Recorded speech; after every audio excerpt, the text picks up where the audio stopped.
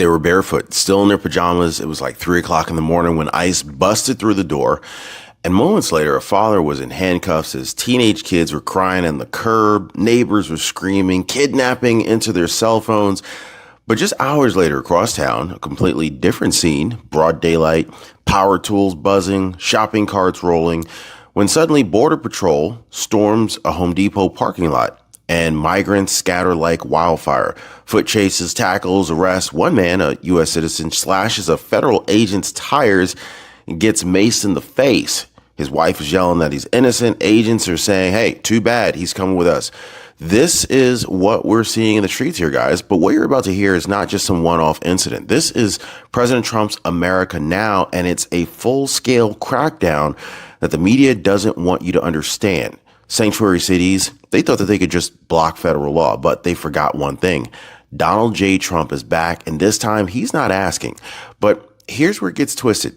It's not just the raids that are shocking. It's the activists, neighbors, protesters, even leaders who are now interfering. They're lying to police and they're accusing law enforcement of crimes, not to stop the deportations, but some are actually just trying to discourage it. They're calling to courage. Others are calling it obstruction of justice. But at the end of the day, we already know what's really going on. So what really happened inside this apartment before dawn?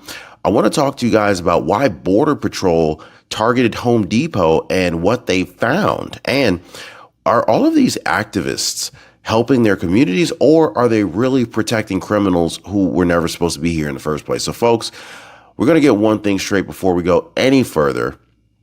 And I'm going to go ahead and say that unlike the last few years of chaos, confusion, and cowardice, there's a new sheriff in town. President Donald J. Trump, President of the United States, he's in control now. He's in charge. Joe Biden is gone. So I guess we can say goodbye to the days of the wide open borders, the sanctuary city loopholes, the federal law being treated like a suggestion.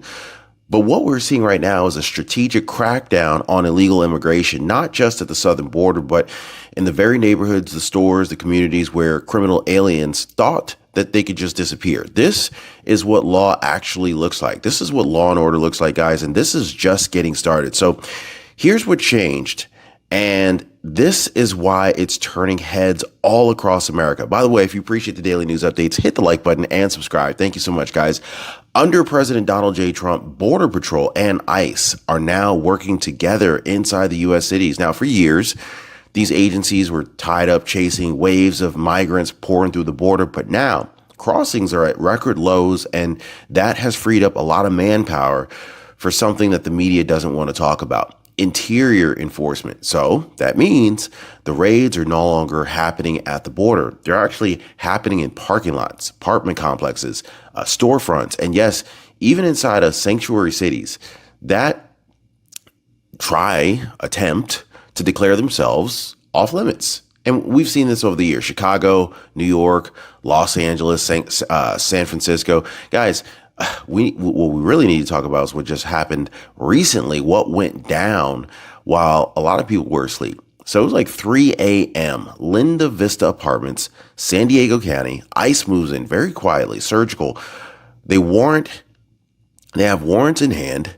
The target, a father with a prior DUI conviction who has been living in the United States illegally for well over 15 years. But what started as a simple lawful arrest quickly spirals into a viral firestorm, and not because ICE did anything wrong. It's actually what happened around the arrest that turned this moment into a battle over truth and emotion. Now picture this, guys. Officers knock, announce themselves, loudspeakers, nothing. So they breach. Inside the apartment, man in pajamas, a woman, 2 teenagers, 14, 16, they're all handcuffed at first. Standard protocol, the kids, U.S. citizens, they're later released to their older sister. The parents taken into custody. But what happened next? It wasn't law enforcement. It was neighbors, activists, smartphones, rage. The neighbor, guys, one neighbor, he raced outside, started filming. Others rushed into the streets yelling, they're kidnapping people. ICE is dragging away our neighbors. All of a sudden, the operation's no longer just about a DUI fugitive. It's now about the optics, emotion, weaponized victimhood. Now, let's go and break this down honestly, okay? Was it emotional? Oh, absolutely. 100% yes. Okay. Was it aggressive? Maybe, but legally justified. Was it avoidable? Absolutely. Let's be real, guys. If ICE knocks on your door with a warrant and you open it, they go in, they confirm identity, they make the arrest, minimal conflict, no viral drama. But when you don't answer, when you force them to breach, what are you expecting to happen, right? That's a hard truth that has to be faced. And here's another one. That moment was crafted for the camera, staged standoff to create a viral moment that would paint ICE as the villain, even though the facts don't lie. And yet, every headline, family torn apart, teen girl crying barefoot in the street, pajamas, flashbangs, tear gas threats, the whole shebang, right? But ask yourself this. If local police had arrested a drunk driver in the same apartment, would anybody care? And just when you think that the story ends in that apartment, well, you would be wrong. Because the next morning in a Home Depot parking lot, all hell breaks loose. ICE handled the apartment, but Border Patrol, they had their own message to deliver. And it didn't come with a knock. So now we got to move from pajamas over to power tools. All right. So meet me on aisle 12, please. Okay. Sacramento, California, a Home Depot parking lot full of contractors, day laborers, unsuspecting shoppers.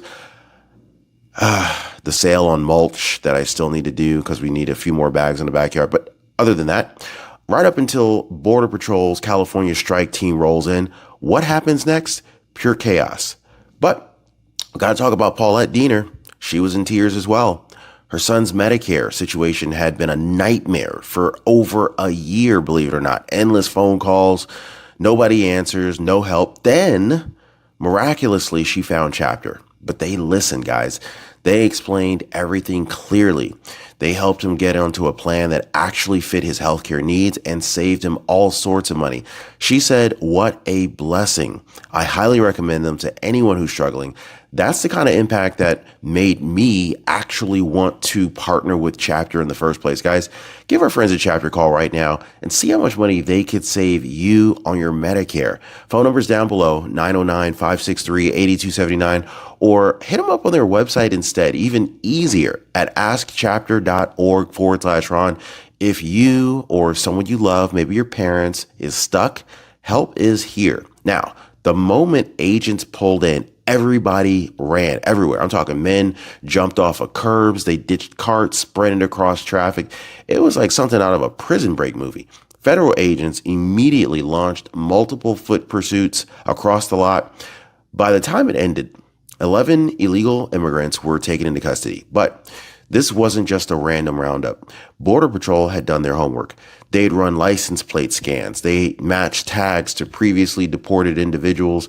And the second that those suspects fled on site, that was their probable cause. I mean, this wasn't harassment.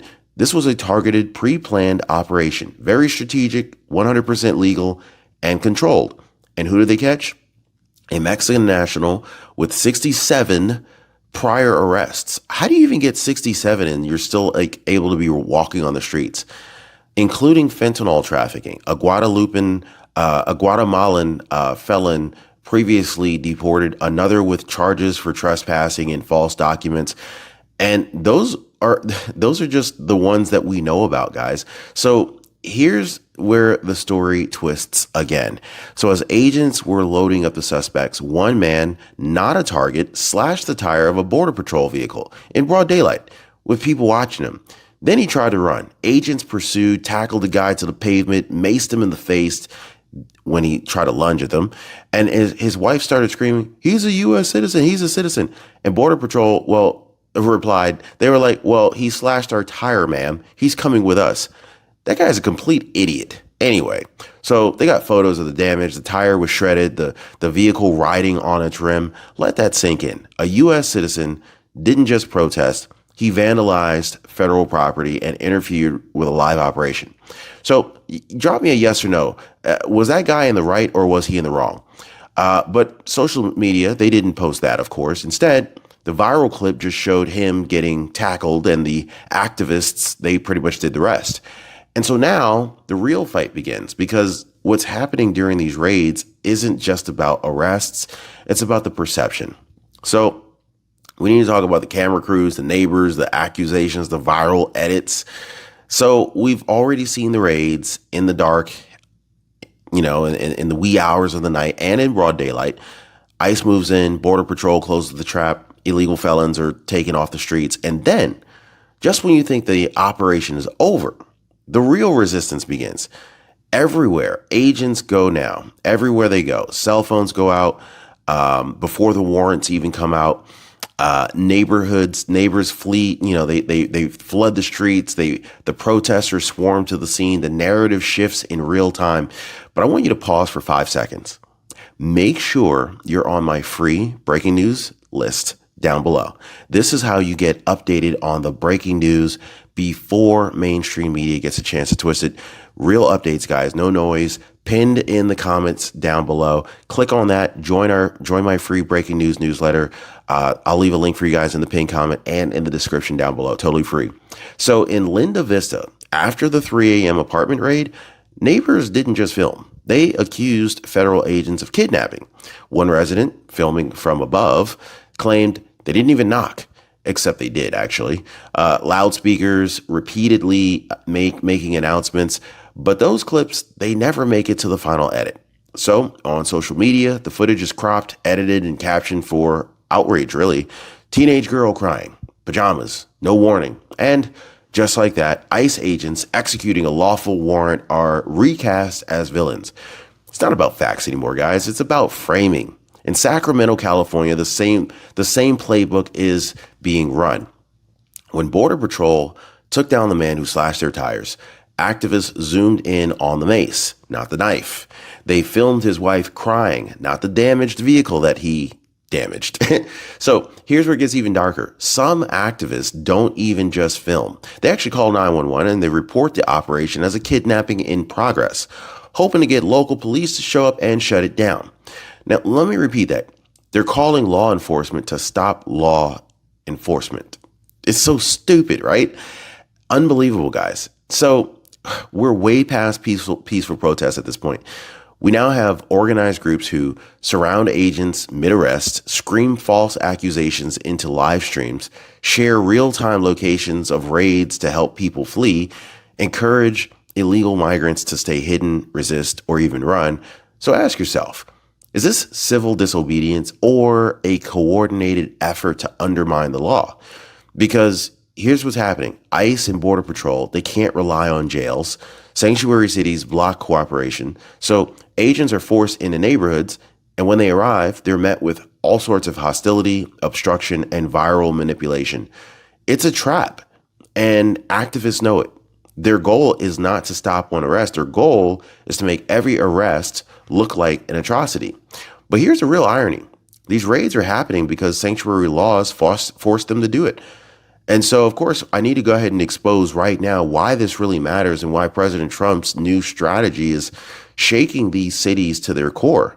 But by this point, you're probably wondering, why are ICE and Border Patrol breaking down apartment doors at 3 a.m.? Why are federal agents chasing people across Home Depot parking lots like it's a movie scene? Well, here's the truth that the media will not tell you. It wasn't supposed to be this way. These arrests were never meant to happen in public, in homes, or in front of children. In a normal functioning system, criminal aliens, the ones with DUIs, gang ties, and felony charges, they would normally be arrested by local police, processed in jail, flagged for removal, and turned over to ICE without drama.